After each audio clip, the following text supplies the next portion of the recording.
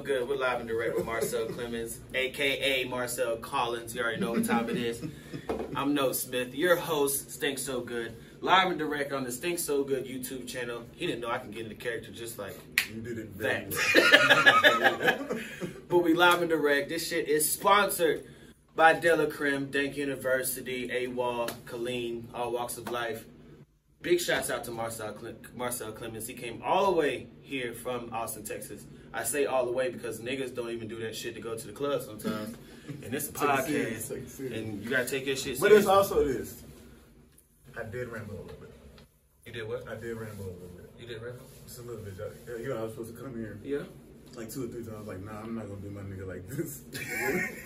Like, that's when we come on and go, nah, you know we go way back. We go way back. We go way back to the Music Vault days, the 2011? 12?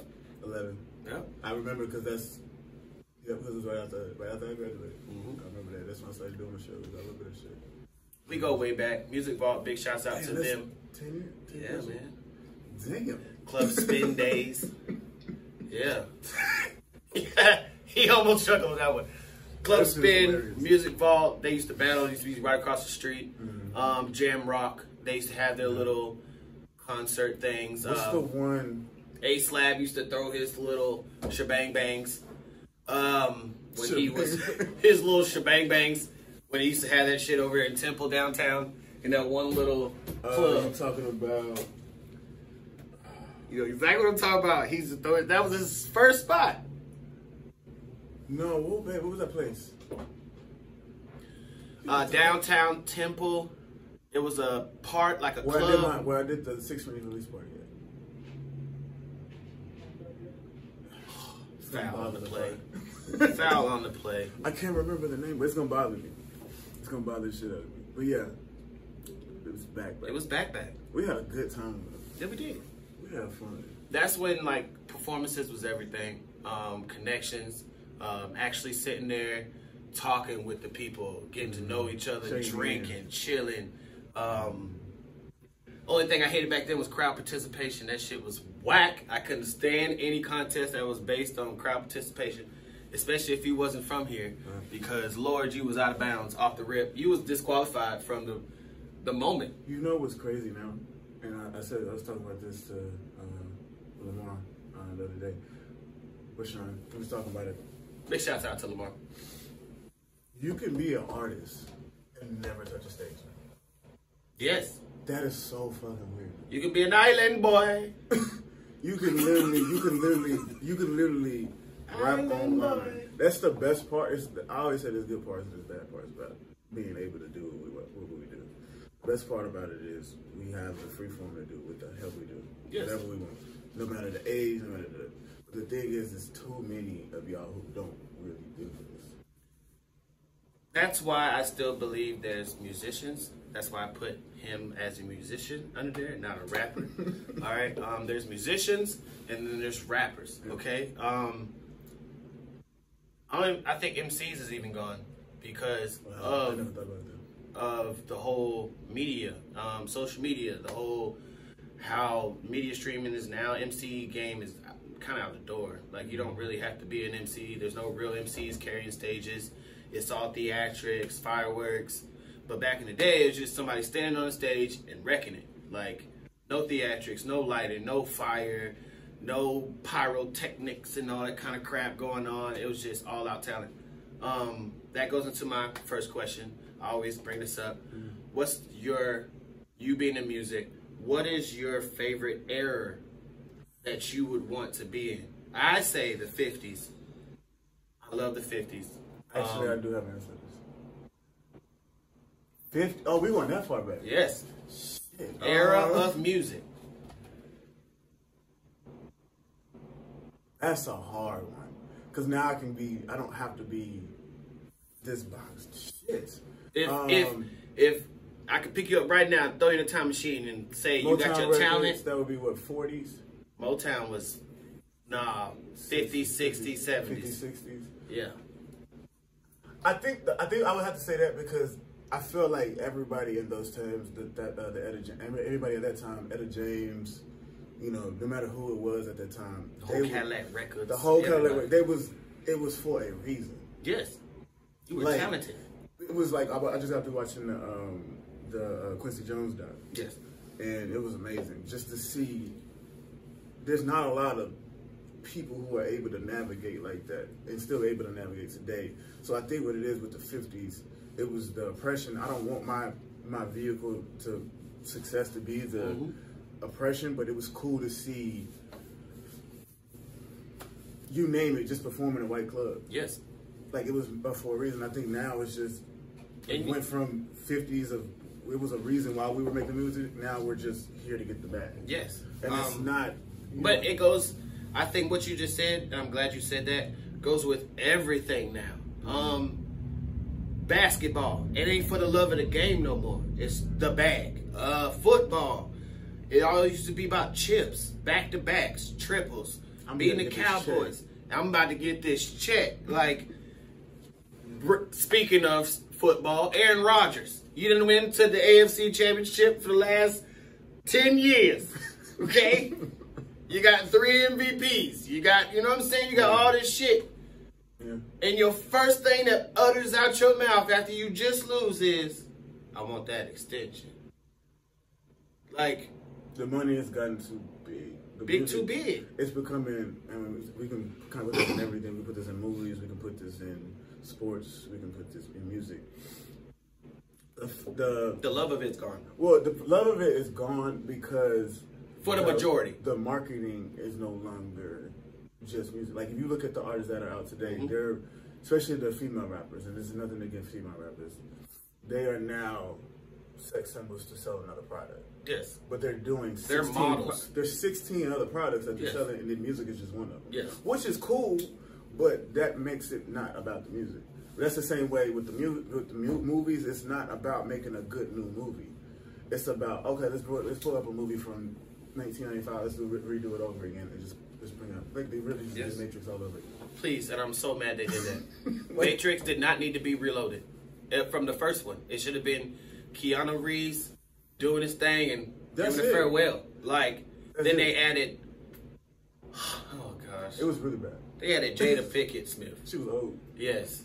I'm sitting there like, what the hell? What did they do? Then y'all didn't put Jet Li in there. That was another foul. That was another foul. But, like...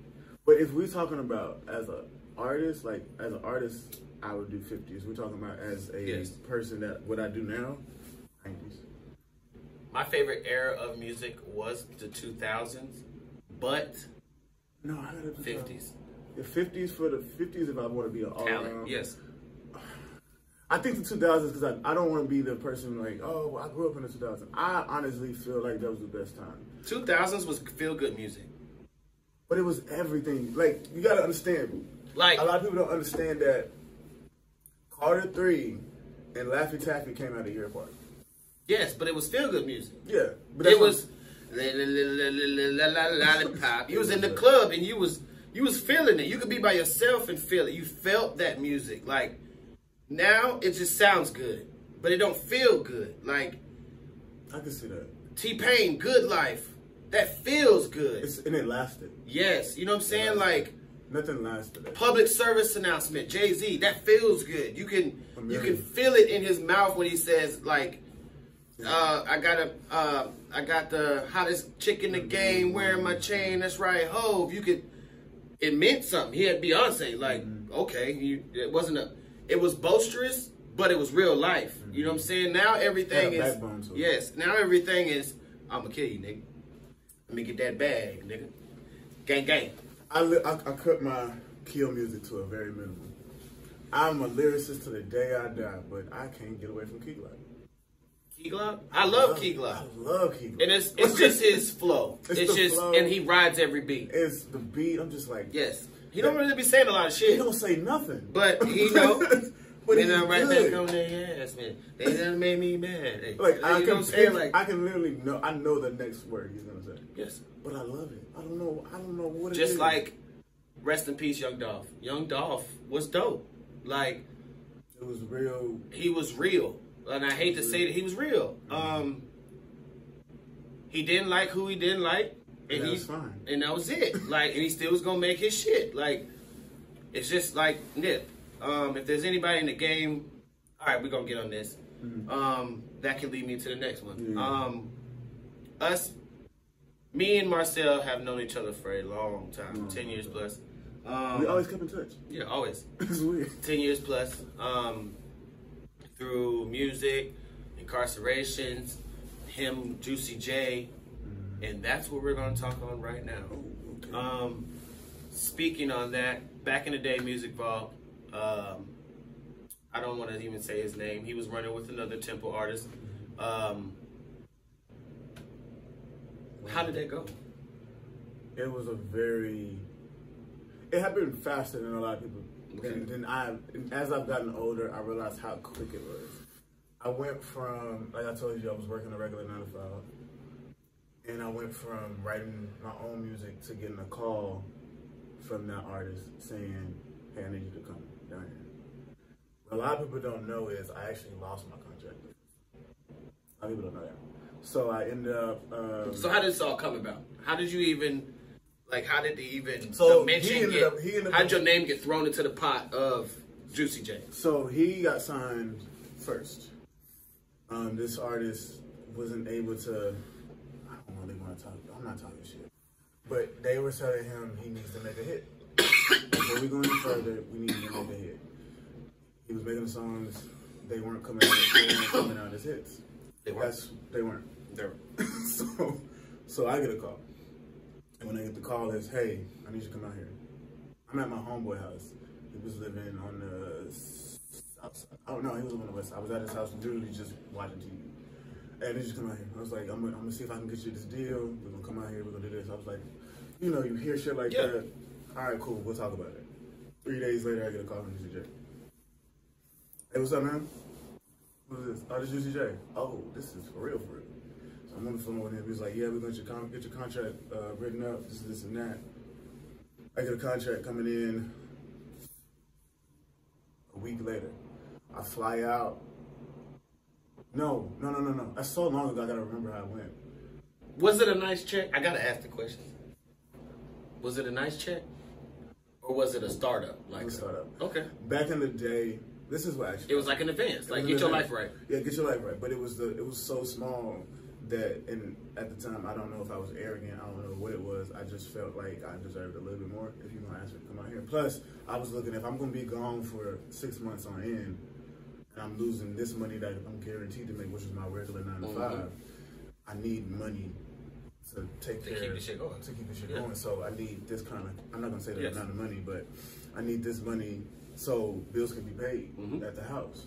I was 22, I ain't got nothing really crazy, but I need more money. Cut the contract right there. Get the call. Yeah, we're gonna figure out something. I don't know what he was mad. He was mad that you gotta ask for more money. Cool. Maybe it wasn't for me. Maybe God didn't want me to do that at the time. I get another call next day. Now we're gonna do it. We'll fly you out. I'm coming back. He came back. We drove up there. We flew out, and we on the. I'm thinking. I don't know nothing about LA at the time. I'm thinking. How was it? I was in a motel. Was it a crummy or was it nice? It wasn't a Marriott. Now that I know. Was it the Marriott? He ain't playing no Motel 6. It was on, no, it wasn't that. Oh, please don't say Juicy J put you in a Motel 6. But the thing is, when you in there. Travelodge? Because you.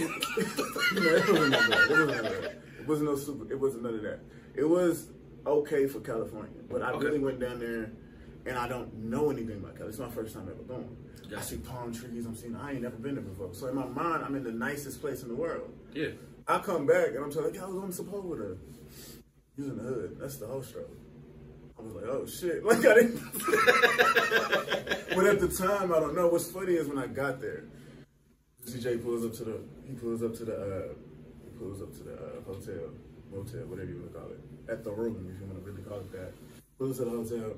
And he pulls up in his Maybach, and I got my phone out like a fan, and I'm filming it. And I'm like, oh shit, did you see Jay? I'm in here, this and that, right? And then I get in the car. He was like, "What's up, man?" It was Maybach. We had enough room for everybody. Maybach's is very nice. It's very nice inside. And then we sitting there. He was like, "Hey, what's up, man? Hey, just one more thing before you go any further. Don't ever do that shit again." I was like, yes, sir. Don't ever do that shit again. But I had a... You was starstruck. I was starstruck. Yeah. I think it was the fact that it was so quick. Yeah. It was so quick. I went from like being a little like I'm rapping here and there. I had projects that people knew who I was, but not really too much to go into that. You talking about kiss ass? Yeah. Oh my god. It was so, bro. We about to be on, bro. Bro, you got to put me on. I was like, I don't even know you. You've never listened to us. When I went into the club, I know who I'm talking. He knows who I'm talking about. When I went into the club, you told me I was whack. So now that I'm on and I got this contract going, now I need to put you on. No, that's not how this works. That's how it goes. And I never thought that shit was real until it happened. I always think the best of people. I'm always like, no, they would never do that. Or they're gonna change. If anybody knows me, I'm always the person that says they're gonna change. A lot of people just are who they are sometimes. And a lot of times you gotta accept it for that. And it's cool. Yes. I didn't know haters were a real thing. Some people they're born haters. You come out the vagina of haters. With their arms crossed legs. Yes. You're just fucking mad, okay? For no fucking reason. They just spanked you and you're mad you even brought them into this world, okay? Like, there are natural born haters. Just like there's natural born envious people. Mm-hmm. There's people that just are miserable. Mm-hmm. Like, it's not my fault. There's nothing...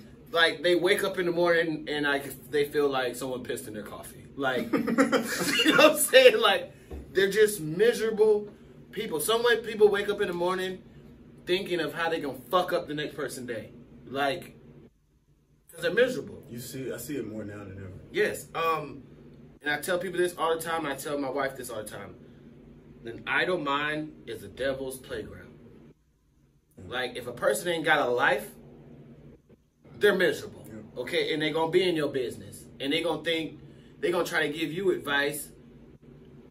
And their shit don't even add up. I hate when females go to people that ain't got good relationships for advice. Why? That don't make no sense. Why are you going to the person that ain't got a successful relationship? What's funny is niggas do the same thing. It's very weird. All right, I love how you said that. Niggas do that, men don't. There's a difference. Like, there's a... huge difference. Like, that's why I say I love my wife. Mm-hmm. I love her to death. She's the one that changed. Like, I feel like success is a destination, but there's so many avenues. Mm-hmm. You could be sitting there doing donuts for 3 years. You could be sitting there making a left turn for 8 years. You know what I'm saying? Like, but you'll get to success eventually. But if you consistently do that shit consistent, like, that's my biggest thing. And everybody has said it. A&Rs have said it. Managers have said it. You're not consistent. Like, because of the point of, I'm depressed when it comes to music because I hate the music that's out. But that's also the question, though. What is consistent now? If you want to do music and this is your job, you do that every day. Yeah, but what is, I'm talking about putting out together. What's consistent now? Because if do I need to do features like Baby? No, hell no. Do I need to do features like Wait? Or can I do what I want to do and put out my album like Cole, or put out my album like what is the consistency? April's gonna kick off my little campaign. Okay, so like campaign. So like every month I'm dropping a song with video. Yeah. People don't know these songs have been here for like 2-3 years, but like every month I'm gonna drop one. You know what I'm saying? And those songs, hate to tell y'all this, it's not gonna be on the album. You know what I'm saying? So it's like. It's basically like opening the vault and saying, "Here you go, take it." It's like a Wayne, basically. Like here, I have 70 other songs. Yes, I have these 12. Here, these you can take these. You know what I'm saying? Take that, bad boy, baby. You know what I'm saying? So like, it's the last shebang, man. And whatever comes after this, like, I'm willing to say that. You know what I'm saying? Like, whatever comes after this next album is my debut album and my retire album. Somebody's going to pull my retirement. You know what I'm saying? Like, it has to be some progression for me to continue do this shit on the daily. You know what I'm saying? Do you feel like it's like that? Do you ever? I don't know if you go through this, but I sometimes go through this. Do you feel like it's too many? No. Too many? No, not too many songs. Too many artists. No. I feel like it's a lot of artists. It's a lot of artists. There's always been a lot of artists. Just social media has opened it up. You can hear in TikTok. Because TikTok made it way worse. TikTok has made everybody. If you can dance if you can hit the thing is, the thing about TikTok is your dances only go this far because the screen is only this big. Yes. So the dance is only this. Yes. It's the same 4 dances. But TikTok has made, and I'm not trying to be an old nigga getting mad at young niggas. Like, I'm not, because I will say if I was in the music industry, I'll be profiting from it. You know what I'm saying? Like, can't get mad.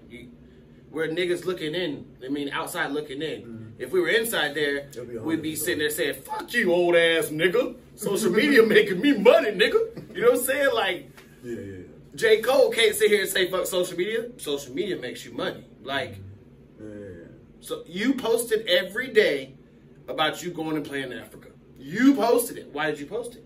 If you don't think social media changes shit, why did you post it? Yeah. Like, you can't say that you hate social media or you hate the fucking media streams. I don't hate media streams. I just wish I got in it before, because now it's gonna be hard for old niggas to get inside the media game, because like, if we really weren't made for that. We're not. That's not really for us. Albums. I like albums. I like albums. Like, I like to put out a real body of work, like where you can listen to it, like, damn, I actually listen to this. That's what I grew up with. Ooh, so what's your next project? Ooh, hit you with a bang, bang, bang. So this is the thing. I'm in the middle. I don't want to hear that shit. You better give me, when's your next project? So I want to hear between the lines. we was just talking about this in the car. I have an album that's completely finished. It's been done for a very long time.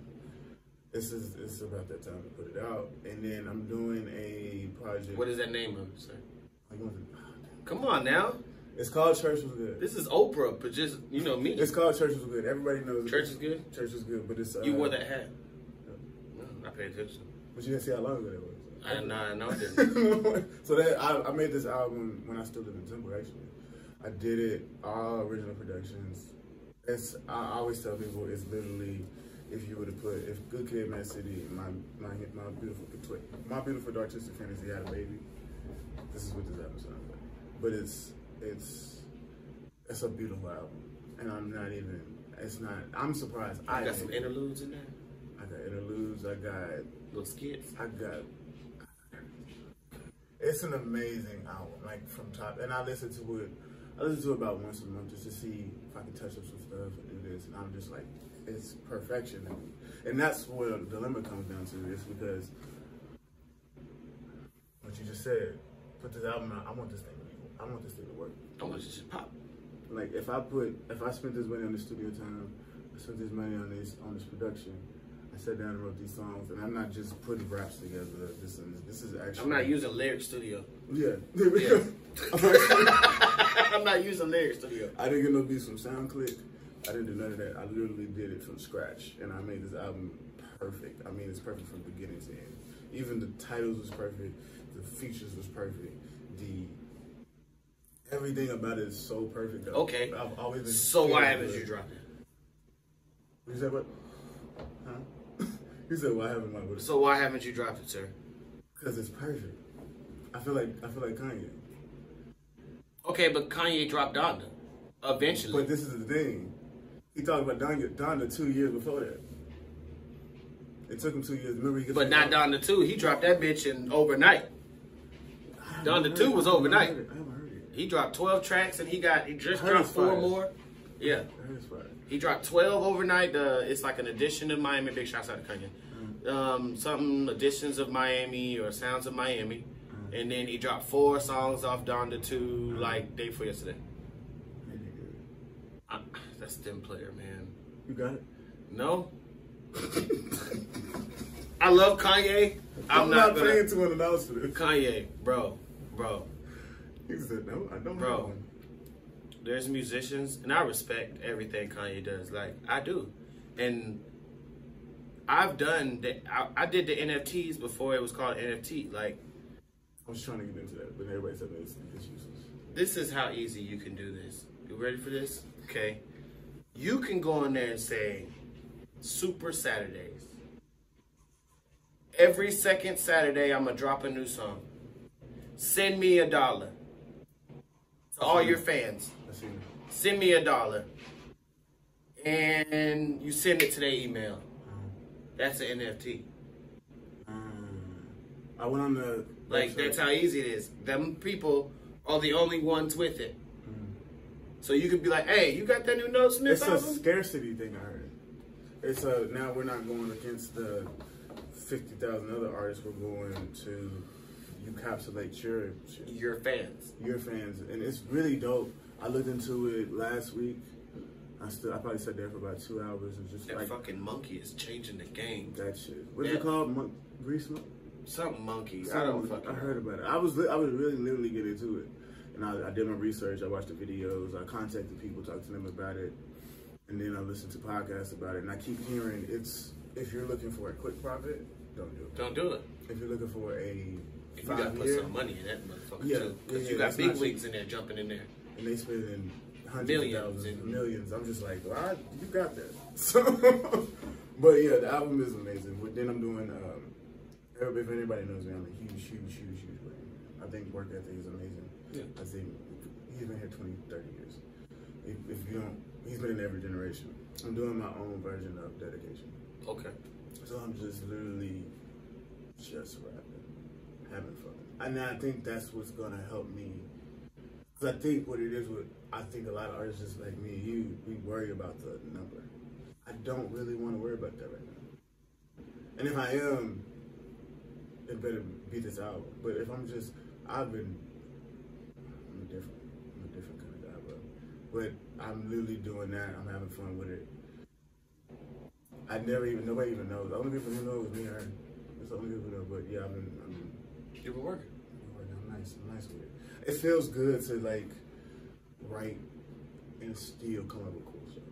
Yeah, it's still dope. Like you got to think about it. You got some years of thinking. Like, like it's really dope to sit there and be like, I wrote a song the other day and I was just like, damn, I'm good. And that's not cocky. It's just, if you good, you know you good. If you're not, you're not. And I know I'm good at it. So I'm just sitting there just like, it feels good to just hear myself and be success and understand regardless of the numbers. I've put out 7 projects successfully by myself, my own pocket, my own money. It did what it did, but I'm still nice at this, and I still love it. As much as we might have a doubt about it, or we might have a whatever you want to call it, I still love it. Mm-hmm. It's like Jordan still loves to shoot that ball every night. Yes. He might not play, but he still loves to shoot that ball. Let's go pick up. Let's go play pick up. Yeah. Like, I still love the fact that when I hear it, I impress my damn self. Mm-hmm. Yes. I love that. Like, when I'm sitting there, I'm just like, I said that. I thought of that. It's one thing I'm not cocky, I'm not arrogant, I'm not none of that, but I can say that's one thing I'm really good at. And I'm good at writing. I've been writing since I was 4 years old. He still didn't answer my question. When is the next project dropping? Oh, dropping. He still didn't answer that. Did he answer that at all? He didn't answer that. Let's do this. When is it dropping, sir? We'll do next month. We'll do next month. No, you guys. Okay, all you right. Can't say like, let's do next month. No, you gotta say, it's dropping for the fans. Everybody out there, it's dropping this day. April 15th. April 15th. What is it called again? Church was good. So Church was good. So don't be evil. Marcell Clemons. Y'all heard it. Clemons, not Collins. Did we even get to that story? No. Go ahead. So, this is how it goes. My name is Jamal Collins. Okay. You know me. That sounds like a football player. There we go. But when I was born, my name was not Jamal Collins. Not even. Well, it was kind of close. My name was. Do not laugh at me when I say it. Man, I'm good, bro. I'm high. You good? It's brought to you by Cream. Okay. My name is Jamal Clemons. When I was born, I got adopted. My name was Bernard Jamal Marcell Clemons. There we go. I had to laugh, sorry. Don't laugh. Sorry, I was. My dad's name is Bernard. That's 4 names, bro. It was the 90s. But it's like all first names. Sorry. It was. Sorry. So when I wasn't laughing. I was just. No, it was. I told my mom, I was like, thank you. But like, thank you for changing all that. But like, yeah, when I was born, my name was Bernard Jamal Marcell Clemons. So when 4 names. So when I went through names like everybody does when they first started. Mm-hmm. So I just one day went by Marcell first, And then I wanted to make it like a Kendrick Lamar or Maya Angelou, whatever Gotcha. Just I wanted to have a solidified name, so I Marcell Clemons, and I've been going by that ever since.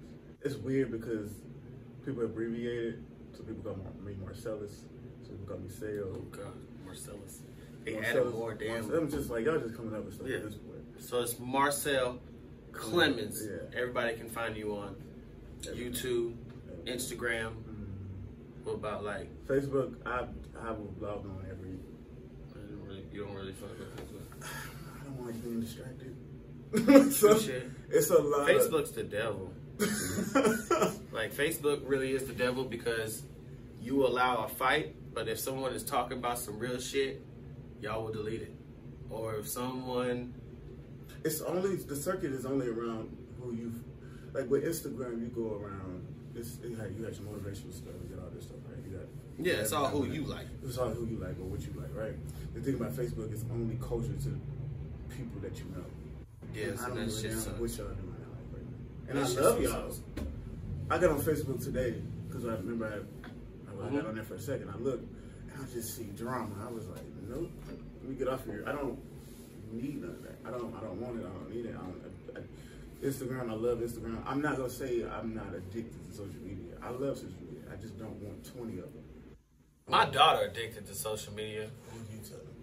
Lord. My daughter lives here in Killeen, and she is. No, first she was doing music. Remember Musically? Yes. It was before TikTok. Before TikTok, she was doing her little dances. Now I think she's on TikTok.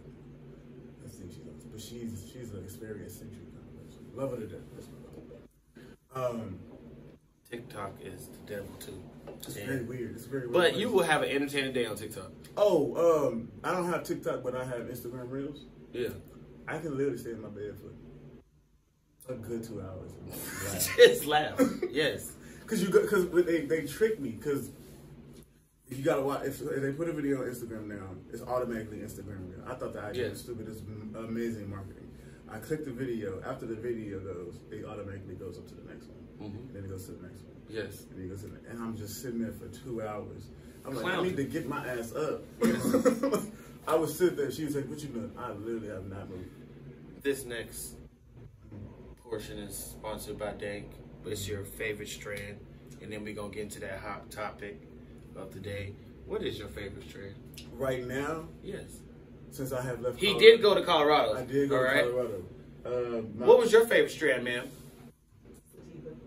No, what was your favorite strain? Well, we had the Blue Dream. Oh, that Blue Dream was fire. Wedding cake. Oh, that wedding cake fire. Wedding cake, Wedding cake, I like that. Wedding cake was different. Yes. We had wedding cake. True wedding cake. Yes. It was very nice. We had wedding cake, but we had something else cake. Lava cake. Lava cake is good. Wedding cake mixed with, I don't know. I think it was wedding and lava. We put them together. Oh yeah. Can I do that? Yes. Yes. A cocktail. Go ahead. I had that. I had a great time on that. We literally watched. What we watch? Ridiculousness. Yeah. No noise. We had a great time. We was in there like this go hard. Denver? Y'all went to Denver? Mm-hmm. Oh yeah. We was just sitting there just like this. This is great. We watched Hunger Games. Hunger Games is amazing. Can we talk about how great that movie is? That movie is the whole trilogy. It's an amazing story. Yes. Because this is the thing. She read the book, and then I watched it with her when we first got there, which was 30 years ago. Pause. You also know the story is Harry Potter is an amazing story if you read it straight through. It's an amazing story, but I don't remember it. But Hunger Games, if you read it, every Harry Potter from beginning to end, the storyline on that shit is freaking immaculate. Like, she was a genius. Lord of the Rings is like that too. Yes. And I didn't notice how good Lord of the Rings was until I got older. And I watched it again. I was like, bro, this is my favorite trilogy of all time is Planet of the Apes. Yes. It's an amazing story. But I'm going to be honest with you. Caesar said no. I'm going to tell you the truth. That Hunger Games is a close second. Hunger Games is amazing. It's an amazing, because it's everything. It's classism. It's white supremacy. Pause. You have to put Batman in that trilogy. What, Christopher Nolan? No, the the Heath Ledger, the ending with Heath Ledger. That trilogy was immaculate. That one was Heath Ledger fire. one is it's one of those movies you got to look back at yourself, because at the end of the day, Joker is a reflection of yourself. Mm-hmm. That's what everybody don't realize. Everybody's like, oh, he's a villain. Like, no, he's Batman not. and Joker are the same people. Mm-hmm. They just both have one really bad day. Like, if you really break it down, Batman had one bad day and then he turned into Batman. If you really want to break it down too, he is a billionaire. He can solve all the poverty in the streets if he really wanted to, but no, he wants to dress up like a bat. Whatever. Crime fight. He wants to crime fight. Okay, whatever. Joker was rich. He was. He was a comedian. Yep. Had his issue. He had one bad day. Even with that storyline with Harvey Dent, Two-Face, he was black-white. Hey, things are good, things are bad. Because he got his face burned off. We flipping the coin at this point. I don't care what happens to anybody. Boom. That's the best part of the movie, because it breaks down. Everybody has their day. Everybody has their day that can change their whole life. We think life is this way because we live this life, and you are used to saying, hey, I'm going to wake up tomorrow and this is going to be life. But it takes that car crash to lose your legs and things.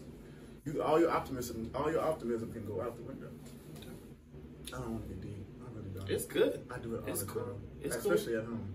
Tory Lanez is the hot topic for today. Tory Lanez. Arguments in the household. Yes, think so good. Tory Lanez, you are the hot topic for today. You know you're not the donkey of the day, but we're going to talk about your ass. Tory Lanez is the hot topic of today. Tory Lanez, all right, if you didn't know, suspected shot Megan the Mustang, okay, in the foot. A big ass girl. A big ass girl. And nothing wrong with her. She's an Amazon. She's beautiful. Okay, she's fucking beautiful. But that's Lisa Leslie in pumps. Okay, like that is Serena Williams. Okay, she is huge. All right, big shouts out to Megan. Okay, whatever. But okay, Tory Lanez officially or supposedly shot Megan Thee Stallion in the foot. We're really going here. Yes. Okay. All right, let's do it. Because this shit is ongoing. Like, academics fucked up by putting out the info about the DNA not on the gun, and my honest opinion about it is it's one really bad night. Do you think he shot her? You really made me do this. No, I do not. No, I don't either. I think it was one really bad Somebody shot her. I think, but it doesn't. Nothing. Or she beat him. But the thing about Tory is he is so talented. He's so small too. He's very talented. And if Megan Thee Stallion was putting them hands on Tory, I think Megan Thee Stallion was putting them hands on Tory. And that's not and I get into this disagreement and when men are like this, women are like this. I think the problem I always had with it is it's not Megan's allegations. It could be wrong. I think it was the marketing after. It really bothered me. It was because she blew up after. It was like, let's go on Jimmy Kimmel and then protect black women. That kind of bothered me a little bit. I was just like, if he really shot her, the evidence would have been. This shit would have been done by now. I can't really make me do this. I love I'm Megan. sorry. I love both of them. I love Megan. She's no, I don't love Megan. I don't. I'm sorry. Like, I really don't. Like, Megan, I love you as a person, but I don't like your music. Like, it's not made for us, though. Yeah, it's not made for anybody, really. Like, hands on knees, hands on your thighs, and hands on...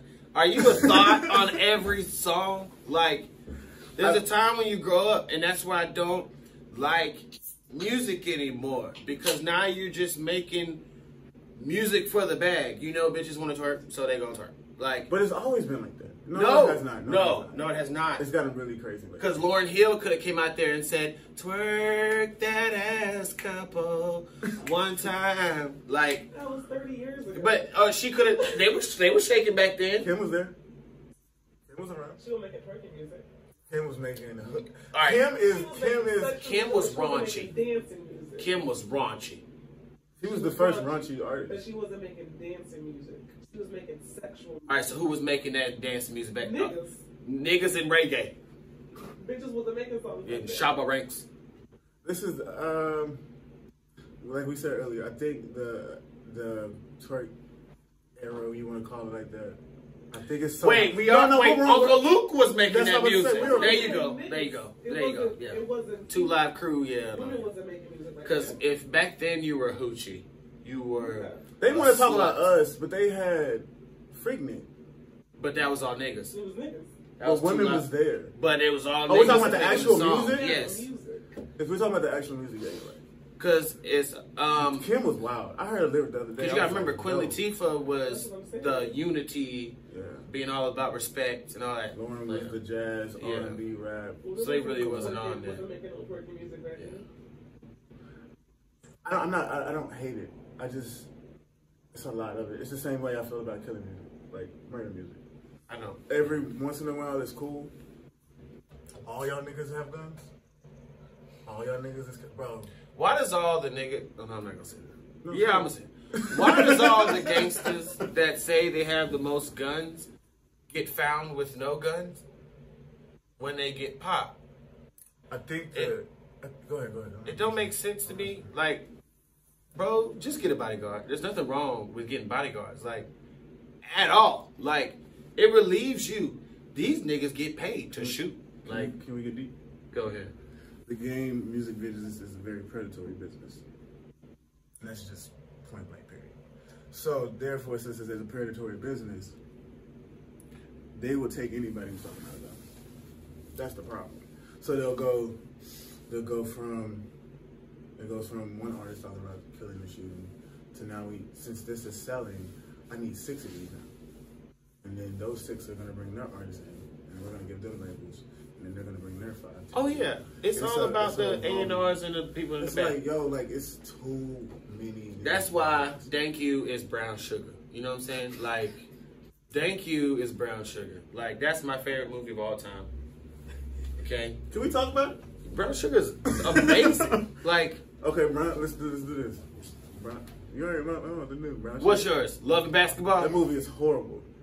Cause it's either Love and Basketball or Brown Sugar for a black person. You know what's funny? It's either or. It's because I play basketball. See? And we make music. That's it. It'd be like, but we feel that like the music is. Be like, what's your move, baby? What's your move, baby?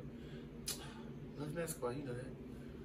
That's movies. What? No, it's the idea of what we think black love should be, and it's not like that at all. Well, Brown Sugar was dope. Brown Sugar, that was a real. That he was. When Brown Sugar was. That nigga walked in that room and said, "My divorce." Yes.